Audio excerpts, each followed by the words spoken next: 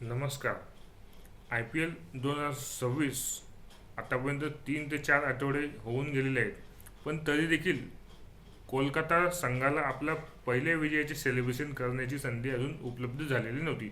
कारण सातत्याने पराभव त्या संघाला स्वीकारावा लागत होता.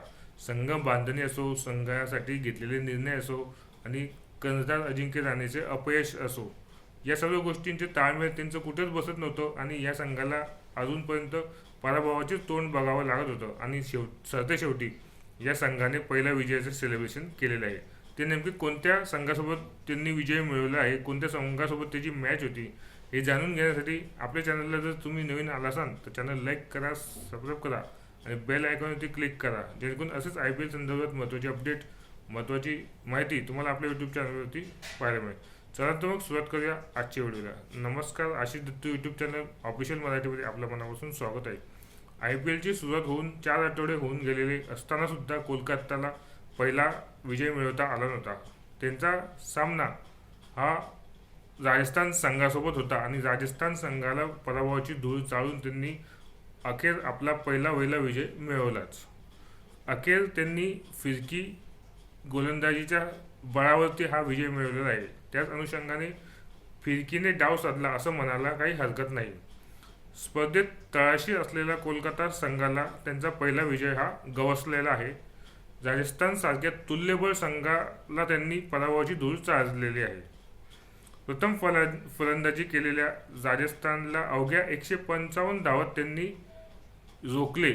हे रोखण्याचं प्रमुख कारण होते फिरकीपटू वरुण चक्रवर्तीने मोलाची भूमिका त्या ठिकाणी बजावलेली होती. राजस्थानचे खंदे फलंदाज म्हणजे ज्या फलंदाजावरती सध्या क्रीडाप्रेमींचं लक्ष आहे, वैभव सूर्यवंशी, रियान पराग, ध्रुव जुरेल अशा खंदे फलंदाजांना तिने बाद करून वरुण चक्रवर्तीने सामना कोलकाताच्या संघाच्या बाजूने सामना झुकवला होता. कोलकाताचे दोन्ही सलामीवीर हे स्वस्तात बाद झाले, म्हणजे शून्यावरती बाद झाले.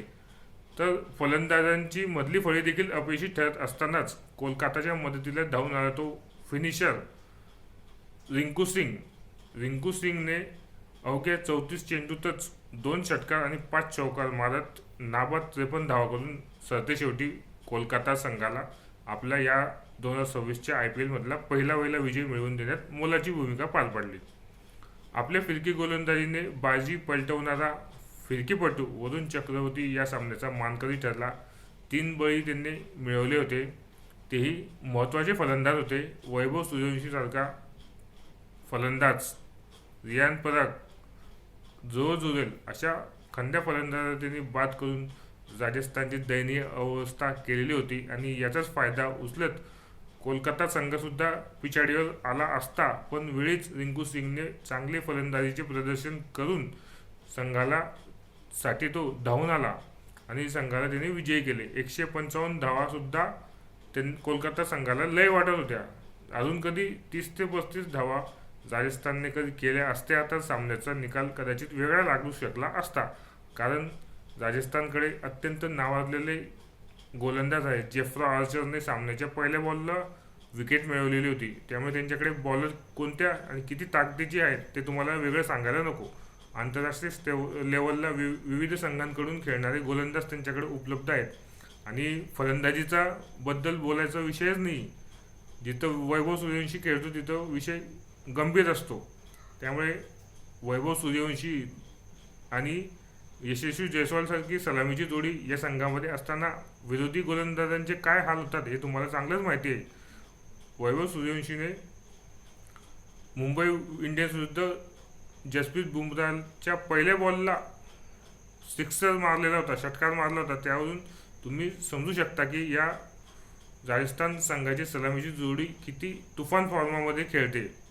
आणि त्याच अनुषंगाने अखेर फिरकीने डाव साधत वरुण चक्रवर्तीच्या फिरकीच्या जोरावरती कोलकाताला पहिला विजय गवसला आहे. आता पुढील येणाऱ्या सामन्यामध्ये ते कसे खेळतात, त्यांची स्ट्रॅटेजी काय आहे, आपली विजयी घोडदौड ते कायम राखतात का पुन्हा त्यांना पराभवाची चव चाखायला लागते, या सर्व गोष्टींची माहिती आणि कोलकाताची पुढील सामन्यांची माहिती तसेच त्यांचे पुढचे सामने कसे होतात याबद्दलची माहिती तुम्हाला जाणून घ्यायची असेल तर आपल्या चॅनलला तुम्ही नवीन आला असाल तर चॅनल लाईक करा, सबस्क्राईब करा, बेल आयकॉनवरती क्लिक करा, जेणेकरून असेच नवीन नवीन व्हिडिओ, आय पी एल संदर्भात महत्त्वाचे अपडेट, आय पी एल संदर्भात एखाद्या खेळाडूने केलेले विक्रम याबद्दल तुम्हाला माहिती आपल्या यूट्यूब चॅनलवरती मिळून जाईल.